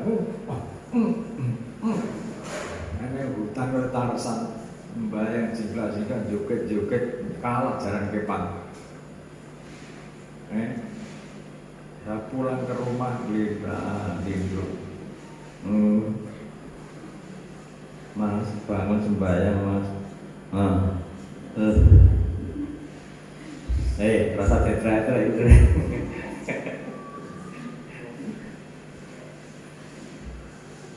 Orang itu kalau dibangunkan tidak sadar, matem joget-joget malah apa neng tembok ngeraka-ngeraka neng tembok kok cecak. Mungkin ilmu tekek sih orang-orang di. Jadi coba membangun itu. Coba diteruskan dibaca. Aku akan membinasakan hikmat orang-orang berhikmat. Kearifan orang-orang bijak akan dilenyapkan. Terus, di manakah orang yang berhikmat? Di manakah ahli Taurat? Di manakah pembantah dari dunia ini? Bukankah Allah telah membuat hikmat dunia ini menjadi kebodohan? Oleh karena dunia dalam hikmat Allah tidak mengenal oleh hikmatnya, maka Allah berkenan menyelamatkan mereka yang percaya oleh kebodohan pemberitaan itu. Orang-orang Yahudi menghendaki tanda dan orang-orang Yunani mencari hikmat, tetapi kami memberitakan Kristus yang disalibkan.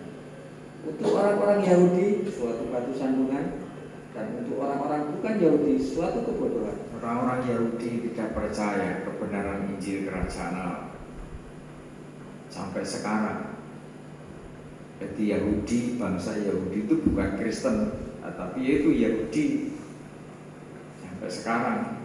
Tidak percaya kepada berita Injil. Andai kata ada juga paling tidak banyak. Terus, tapi untuk mereka yang dipanggil, baik orang Yahudi maupun orang bukan Yahudi, Kristus adalah kekuatan Allah dan hikmat Allah. Jadi Kristus, pengajaran firman Allah itu adalah kekuatan. Itu adalah hikmat Allah. Jadi kalau kita mendapatkan didikan pengajaran firman Tuhan, maka kita ini mendapatkan hikmat Allah, mendapatkan makrifat Allah.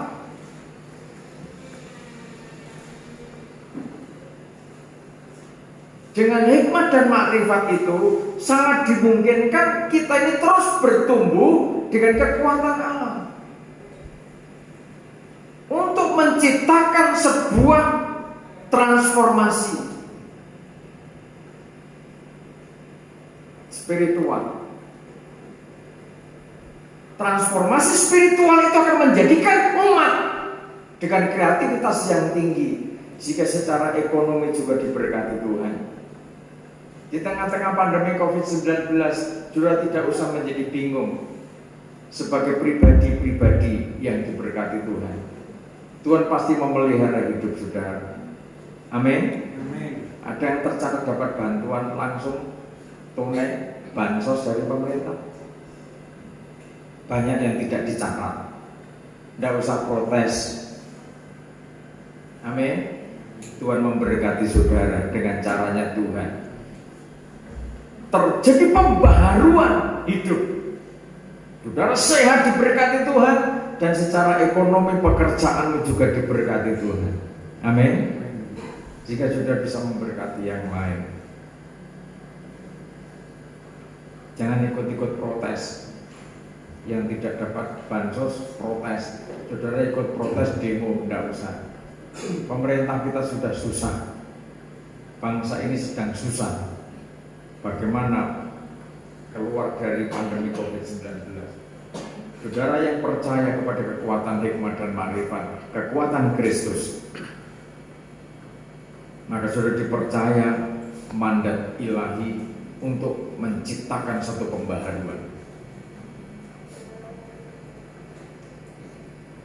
Tapi harus hidup di dalam sembah,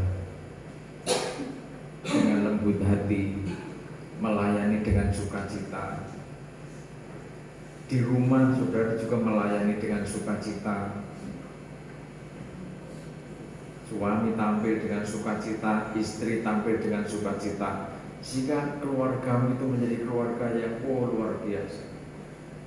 Tetangga saudara ngintip saudara, oh ini kok anu banget, kok damai banget keluarga ini, kok happy sekali keluarga ini.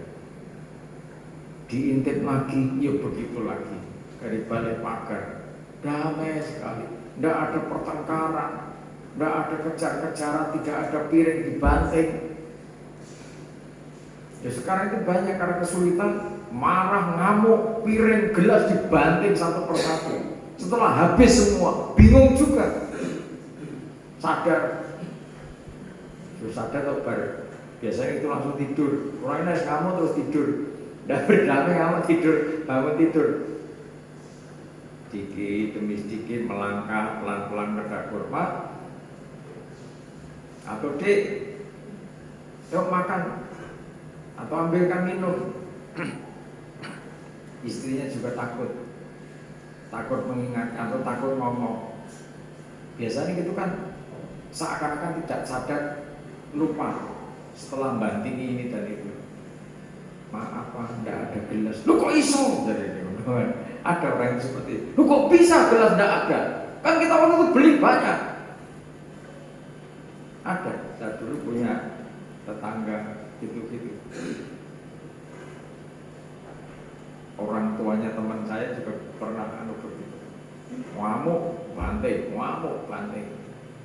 Setelah habis akhirnya tanya, kok tidak punya? Pada dibantingi kabeh remek kali. Apa jangan sampai hal itu terjadi.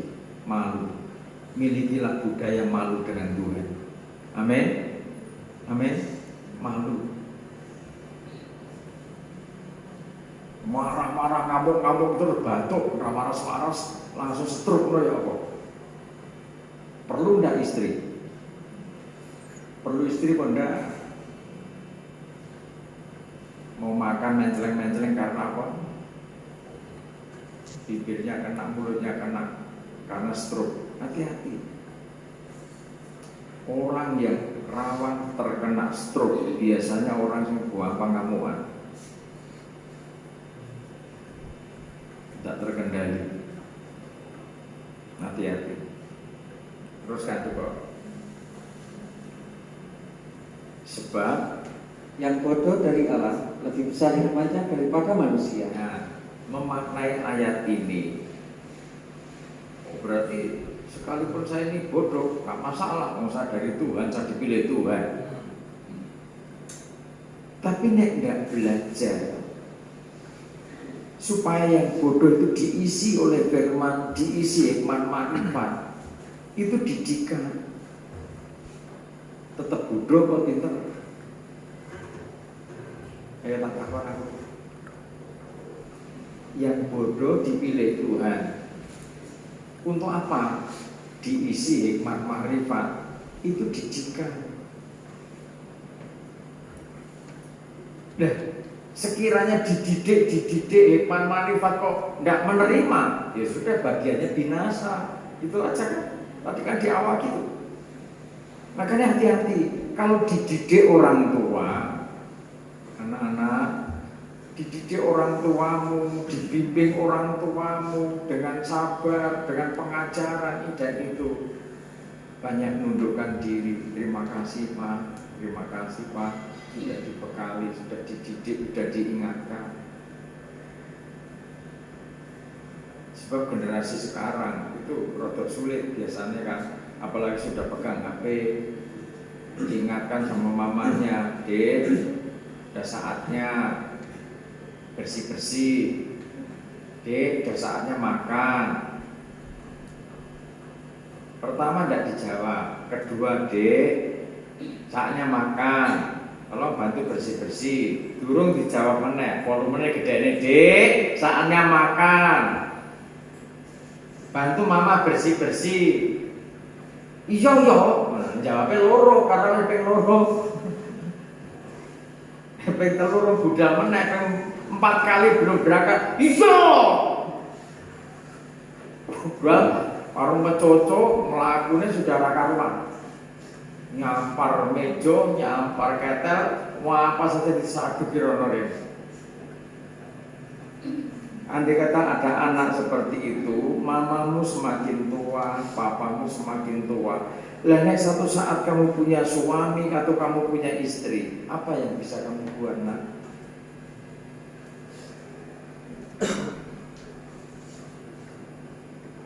Dipanggil kalau suaminya, adikku sayang, dan masak dewe, makan sendiri, mandi sendiri kok. Tuwek, udah punya istri manja, pada dia yang ngono. Coba, kasihan kita nanti dengan anak-anak kita. Masa tua kita, anak kita tidak bisa ngapa-ngapa. Isone ngamuk antrok. Terus, kalau kita sudah tua, buka apa? Paling digelitan neng pojokan. Ngerti? Mama nek kok meneng wae, asa campur tangan urusanku. Ayo coba kira-kira ora. Jujur ae. Ora iki ora dene ngono nek. Mama nek kok ora apa-apa nek. Wis tuwa elek. Harus ngurusi keluarga. Kira-kira gimana kira-kira? Bersyukur kalau sampai sekarang saudara masih bisa mengalirkan aliran air kehidupan supaya anak-anak mencakap, tidak bodoh. Amin. Ketika anak-anak nanti jadi istri, ketika anak-anak jadi suami, mereka menjadi orang-orang yang bijak dan setia.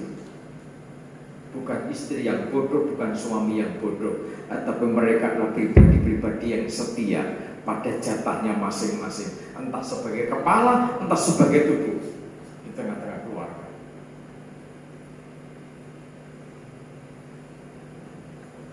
Maka masing-masing pribadi harus siap.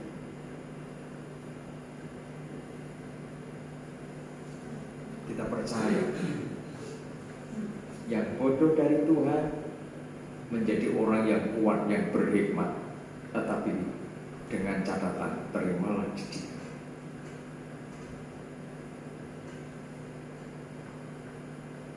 Kami gembala tidak punya niat apa-apa, tidak punya maksud apa-apa mendidik anak-anak binaan yang dipastori.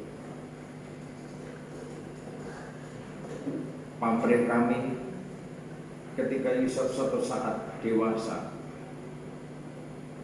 bisa berarti atas lingkungan, memaknai lingkungan di mana ada.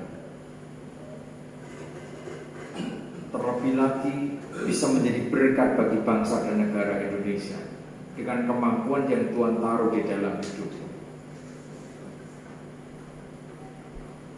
Perlu diisi banyak ilmu untuk punya kecakapan. Kita punya kecakapan apapun tidak lepas dari orang tua yang membekali saudara, yang mendasari saudara dengan ilmu-ilmu dasar. Dan saudara akhirnya bisa mengembangkan dengan karakter yang sudah ada, sudah punya tanggung jawab yang tinggi.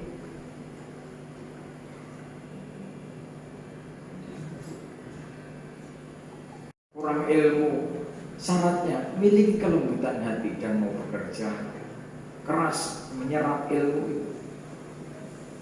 Apapun posisi saudara, tugas saudara, pelayanan saudara, di bidang sekuler, di bidang bisnis, di bidang apa saja, kalau saudara mau belajar menundukkan diri di hadapan Tuhan, saudara nanti diisi dengan kekuatan yang luar biasa itu. Terus, Sebab yang bodoh dari Allah lebih besar hikmatnya daripada manusia, dan yang lemah dari Allah lebih kuat daripada manusia. saudara punya kelemahan, saudara akan diisi kekuatan yang luar biasa. Nah, tapi perkatakan firman itu di dalam mulutmu. Belajar memperkatakan, membangun tubuhmu, membangun fisikmu.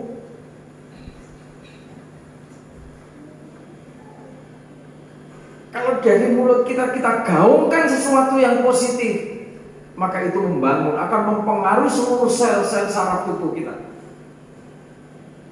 Nah, tapi kalau saudara menggaungkan sesuatu yang negatif, maka seluruh sel-sel saraf saudara juga akan bekerja secara negatif.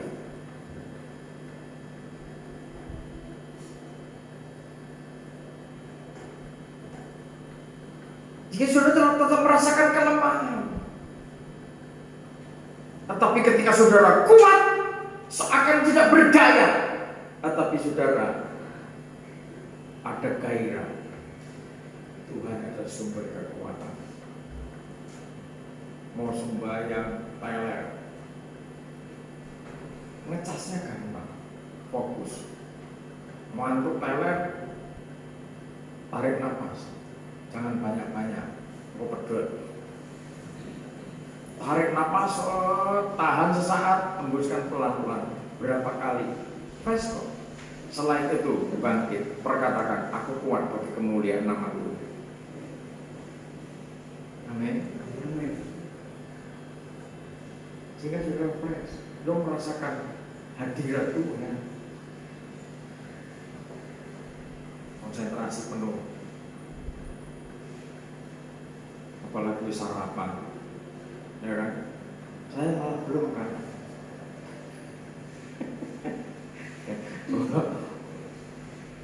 Berangkat cepat-cepat, sarapan di sana. Oke, silakan.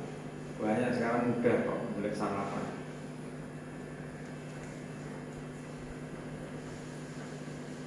Siapa yang menyiapkan sarapan? Saya jam 2, jam 3 udah siap.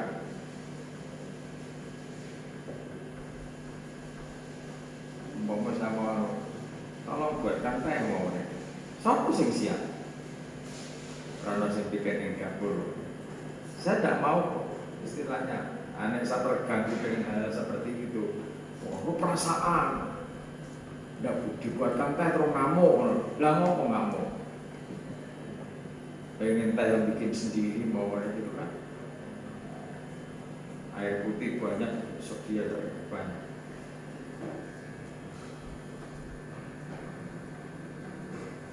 Yang paling lemah menjadi yang kuat. Kalau ini hanya kita dengar, ya tidak ada efeknya, tidak ngefek. Saudara baca kitab Mazmur dari pasal pertama sampai hampir tuntas. Tiap penyembahan dibaca satu persatu. Kitab Mazmur itu bicara tentang percaya, iman, dan tindakan. Saudara baca kitab Mazmur tapi tidak bertindak, orang ngepek, orang ngepek. Tidak berdampak apa-apa. Kita mendengar firman Allah tentang hikmat dan makrifat, kekuatan Tuhan, pengetahuannya Tuhan ada pada saudara. Tetapi saudara tidak memperkatakannya dengan orang ngepek. Tetapi ketika saudara masuk di dalamnya, jangan cerita dulu aku. Ini sekarang saudara perlu. Dulu didikan, sekarang aplikasinya. Amin. Jadi orang yang berhikmat, bermakrifat, punya ilmunya Tuhan untuk mencipta, punya daya cipta yang tinggi. Setahap demi setahap, ya tentunya sesuai dengan kasih karunia. Jadilah kehendak di bumi seperti di surga.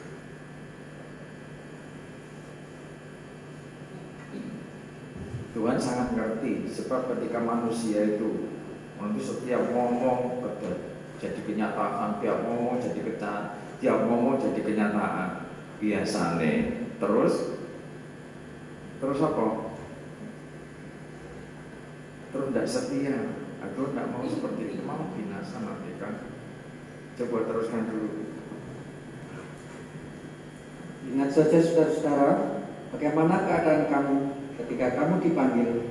Menurut ukuran manusia tidak banyak orang yang bijak. Jadi kalau setelah kita renungkan, ketika kita dipanggil Tuhan, dulu kita kenal pengajaran, kita tidak ngerti apa-apa, tidak ada yang bijak. Ini flashback. Kalau kita renungkan bagaimana kita dulu dipanggil Tuhan, kita kenal Kristus, kita tidak ngerti apa-apa. Terus tidak banyak orang yang berpengaruh. Tidak banyak orang berpengaruh. Kalau sekarang saudara punya pengaruh, paling tidak di rumah saudara punya pengaruh, ya kan? Di kamar punya pengaruh. Mah minta tolong, karena punya istri lah. Mah minta tolong. Apa Pak? Apa Mas? Ini, ambilkan ini. Nah, punya pengaruh. Ada yang minta tolong istrinya, tidak ditolong.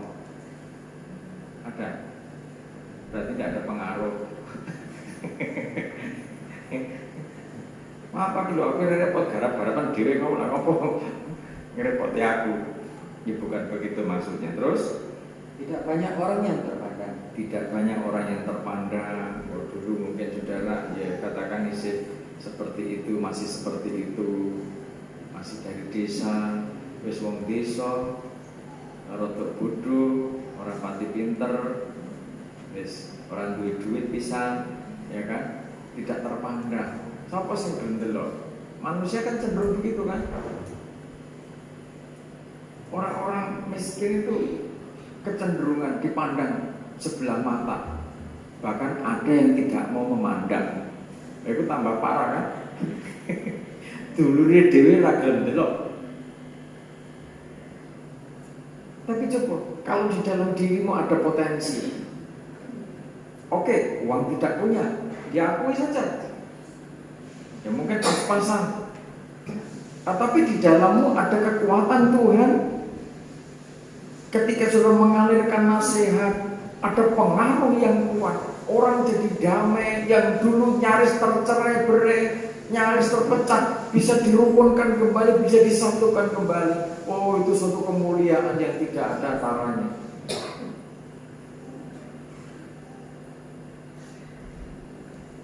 Orang banyak punya fasilitas yang betul-betul berlimpah-limpah, tetapi hidupnya tidak rukun, hidupnya tidak damai. Saudara hidup dalam kondisi yang tidak limpah mungkin, tetapi saudara damai, sukacita. Itu sebenarnya yang dicari banyak orang kan. Di Iman di situ ada damai sejahtera. Terus Tetapi apa yang bodoh bagi dunia dipilih Allah untuk memalukan orang-orang yang berhikmat. ya, Dan apa yang lemah bagi dunia dipilih Allah untuk memalukan apa yang kuat. Dan apa yang tidak terpandang dan yang hina bagi dunia dipilih Allah. Bahkan apa yang tidak berarti dipilih Allah untuk meniadakan apa yang berarti, supaya jangan ada seorang manusia pun yang memegahkan diri di hadapan Allah. Tetapi oleh Dia kamu berada dalam Kristus Yesus, yang oleh Allah telah menjadi hikmat bagi kita. Ia membenarkan dan memutuskan dan menebus kita. Karena itu seperti ada tertulis, barang siapa yang bermegah, hendaklah ia bermegah di dalam Tuhan. ya, jadi setahap demi setahap, kalau kita ini dipilih Tuhan, dunia pada umumnya menganggap kita ini bodoh. Nah sekarang saudara berada di pihaknya Tuhan. Jadilah hamba-hamba yang setia. Ketika dididik Tuhan, ketika dipersiapkan Tuhan, di tempat Tuhan, Tuhan punya maksud, Tuhan punya tujuan, yaitu supaya kita menjadi hamba yang setia, yang siap setiap saat dengan kekuatan yang ekstra dari Tuhan, saudara siap melayani Tuhan. Aktivitas saudara menggarap ladang, membajak seharian, itu tidak menjadikan saudara, tidak menyurutkan semangat saudara di dalam melayani Tuhan. Setiap apa yang saudara kerjakan, kalau itu untuk kemuliaan Tuhan, maka keluargamu juga akan merasakan. Ketika nikahku damai, ketika nikahku penuh sukacita, maka nama Tuhan dipermuliakan. Amin. Maka berjuanglah masing-masing pribadi. Dunia boleh memandang saudara bodoh, tetapi kenyataannya saudara dipilih Tuhan. Untuk apa? Untuk mempermalukan orang-orang yang merasa bijak. Tapi dengan catatan, saudara harus diisi kekuatan hikmat dan makrifat Allah.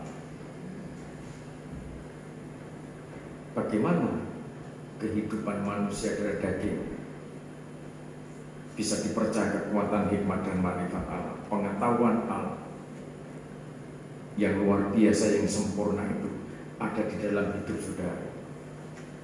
Ketika kita punya penundukan diri, punya kelembutan hati, aku hanya hamba yang tidak berguna, aku hanya bisa mengerjakan apa yang selayaknya aku kerjakan. Kita tidak bisa bermegah di dalam diri kita. Tapi kita bermegah, itu semua terjadi karena Kristus. Amin. Amin. Jadilah pribadi-pribadi yang setia. Jadilah pribadi-pribadi hamba yang tegak dalam situasi kondisi apapun juga. Kiranya Tuhan Yesus memberkati. Aleluia,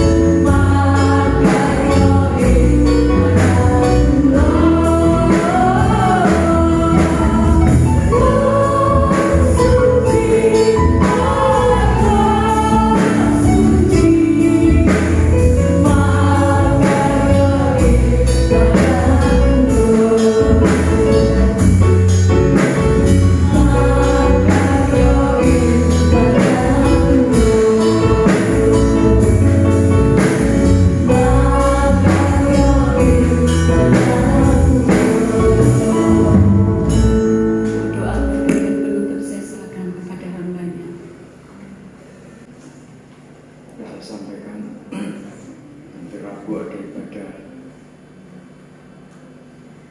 ujian penyembahan di Bypass jam 7 malam. Terus hari Minggu ibadah pagi jam 7 di Bypass. Jadi besok Minggu ibadah pagi jam 7 di Bypass. Biasanya kan jam 6 kalau di Bypass, jam 7, supaya masing-masing imam mempersiapkan peralatan yang biasa dipakai di sana, yang kurang jangan semua dibawa pulang. Saya kira begitu, kita akhiri dengan doa, kita balik diri. Segala puji syukur bagi Tuhan Yesus Kristus, Imam Besar Agung yang terus membawa kami, mengamat-amati kami, mentahirkan kami demi kesempurnaan hidup kami, mendapat keselamatan yang kekal. Kami bersyukur sampai saat ini Tuhan terus membawa kami memahami kebenaran firman, supaya hidup kami, tabisan kami semakin diperkenan Tuhan. Sucikan, kuduskan setiap persembahan yang kami persembahkan di depan Tuhan, menjadi persembahan yang harum di hadapan Tuhan. Terlebih segenap tubuh jiwa roh kami menunjukkan di hadapan Tuhan, melayani dengan segenap hati, segenap jiwa, akal budi dan kekuatan kami. Sehingga aktivitas umat-Mu bekerja di kantor pemerintah, bekerja di kantor perusahaan, sebagai petani, sebagai peternak, sebagai pedagang, apapun aktivitas umat-Mu, pekerjaan, jabatan yang Tuhan percayakan untuk dikerjakan dengan tekun, dengan setia, Tuhan memberkati, Tuhan melindungi umat-Mu. Dimanapun mereka berada, berkarya bagi kemuliaan nama Tuhan, tercipta dalam suasana damai, dalam suasana sukacita, dalam suasana kerukunan kesatuan. Kiranya segala kuasa, kekayaan, kekuatan, hikmat, hormat, kemuliaan, dan puji-pujian, cahaya kasih Bapa memancar di tempat maha tinggi, di dalam pengurapan Roh-Mu, menjadikan umat-Mu semakin setia, dan kebenaran firman-Mu menyempurnakan perjalanan hidup kami, tabisan pelayanan kami. Di dalam nama Tuhan Yesus Kristus kami sambut, kami terima berkat-berkat-Mu. Amin.